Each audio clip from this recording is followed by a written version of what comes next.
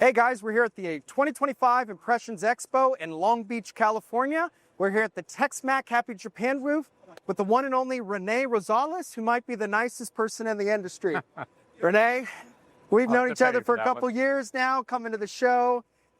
Again, you guys at Tex-Mac are awesome. What I always love that you guys do at your booth is you do the difficult stuff.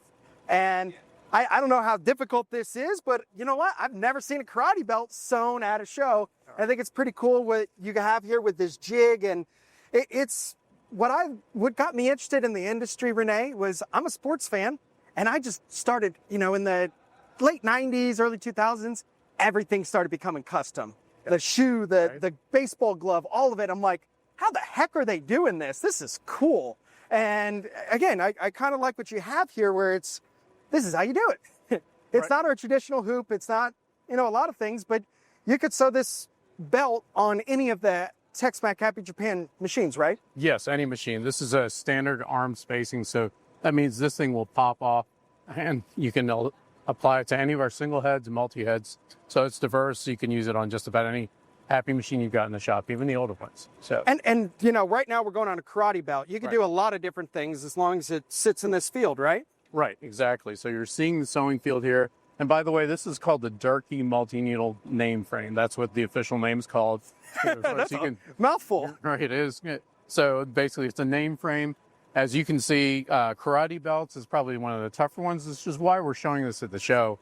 But you can use these for name tapes, pet collars, cat and dog, and obviously, in this case, martial arts uniform belts. So the way this works is you've got some clamps that are on by tightening screws, and you can have something as wide as this. And as you can see, once you loosen these screws, then you can actually pull this along and move this over to the next location, which is why we got this set up this way, to show this, to demonstrate. And there are centering notches so that the user can easily line this up with almost no training at all. So pull it nice and tight, tighten your screws, we're ready to go. And you can see with this 12 needle Happy, we've got the tracing laser here. So we'll do a quick trace so we can verify our position. And what model are we on right now? This is the HCS3. This is our 12 needle compact machine. So it's got a big industrial motor, but very friendly, compact size. And you'll see it's pretty quiet. Yeah, you could actually throw that in the back of the SUV. Yes, I mean, literally. It's amazing how many shops I talk to that actually go to events with embroidery machines. I've taken heat presses to shows and events all the time, but embroidery machines, that's a whole nother story. But it's becoming more and more common. When I used to drive this around to shows and to customer sites, I literally would seatbelt this into a Honda Civic on the front seat, and it would just ride along very nicely. A Honda Civic? A Honda Civic. Colin, you going to get this in your Civic? Because my old Civic could not. Maybe my Traverse now could. But so, yeah, show us how we're going to show this belt. Okay, so we'll just go and hit the trace button just to verify the position. And you can see it moving, and then correspondingly on the hoop itself. So you can see that's pretty nicely centered, but we can adjust that on the fly if we need to. So now that we know that that's looking good, we can just go ahead and get started sewing. So you can see it goes through the machine goes through that thick material very easily, thanks to the multi-needle name frame that holds that in place very nicely as it sews. And like you said, it's a thick material, which obviously makes it a bit more challenging. When you had this digitized, did you say, hey, I'm going on a karate belt? Right. Like, exactly. It's how much of embroidery is digitizing? A lot of it, and you're exactly right. I mean, I know you guys aren't familiar with DTG, but what we've all said for a while with DTG is 80% of your problems come down to pre-treatment. Because that's the problem. And for me with embroidery, Taro just telling me 80% comes down to the digitizing, the 20% is the machine. Yes. And you get what you pay for.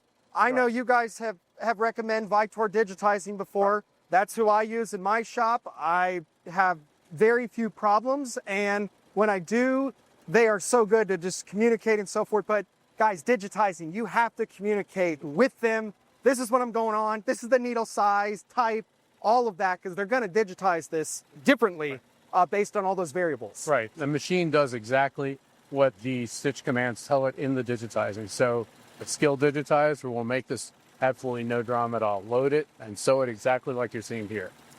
And we're going pretty fast. We're topped out at 1,000 stitches a minute, so. And it's clean, you can see. And that's a question for you, Tara, or I'm sorry, Renee. Oh, no How problem. much trimming should there be after sewing? Well, I mean, your ideal is that you want to have as little as possible. The reality is there's some products that will require a little bit. You're going to see that we can just pull this straight off and just use it right away. But there's some products that might have some stabilizer that needs to be torn away on the top.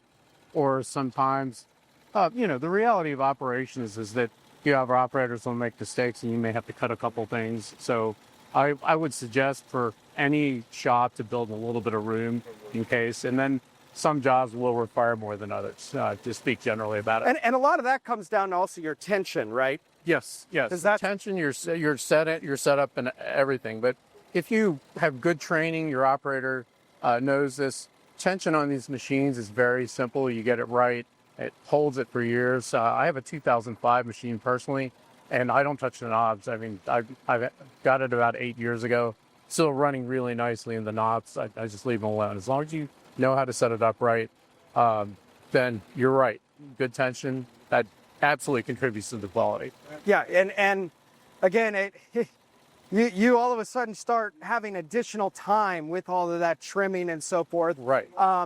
The inside of hats, do you ever see anybody try to really trim that? Or what my guys like to do is they like to sometimes take a lighter to it. And we're looking for that premium, like nothing. Right. Colin is a big hat guy, Right. and he shows me all these hats with it. And it's like the cleanest inside, and I just think it looks better. Well, I've got a tip for you. Going back to your point about digitizing, really good digitize to cut to this lettering, for example. If you did this on a hat, a good digitizer will cheat the letters a little bit closer and will leave the connecting stitch so you don't have a tail underneath that hat.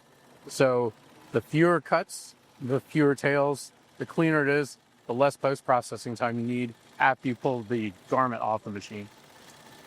Well, Taro, guys, all I'm right. so He's sorry. my coworker. We're It's just talking Renee. about it. Yeah. Absolutely. I love all these guys. So, Renee, Well, you speak well of us, Zach, and so we have a great partnership. guys, again, I bought an HCU2 machine, which, hey, this works. But in my shop, we like to dummy proof a lot of things. We like the easy button. And guys, I'm telling you, the HCU2, amazing machine, the newest and greatest bells and whistles technology. But Happy Japan has been making machines for decades. Yes. So there's a lot of peace of mind, whether you go with the new bells and whistles, you go the traditional route, you can't go wrong because it's a very well-known established brand. Yeah. I'll be honest, guys, I didn't know much about Happy Japan until I started coming to the trade shows. So I am all about, guys, get this stuff. It's awesome.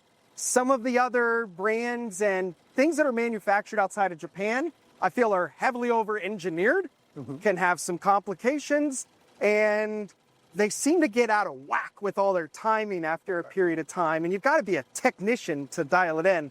These Happy Japan ones, especially the one I got, guys, I got it out of the crate and I was sewing within a couple hours of getting the machine. I didn't need to have somebody install it. It's, guys, highly, highly suggest that you guys look at the Happy Japan products from TexMac. They're the exclusive dealer for the entire United States for Happy Japan equipment. And you guys also sell thread, backing, and all Everything the other that you need things. with it. Yes, absolutely. So you make that one-stop shop easy.